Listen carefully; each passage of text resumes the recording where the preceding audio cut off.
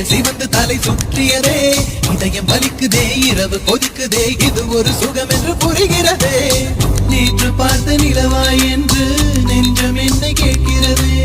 கூட்டி வைத்த உணர்வுகள் மேலே புதிய சிறகு முளைக்கிறது இது என்ன உலகம் என்று தெரியவில்லை விதிகள் வரைமுறைகள் புரியவில்லை இதய தேசத்தில் இறங்கி போகையில் இன்பம் துன்பம் எதுவும் இல்லை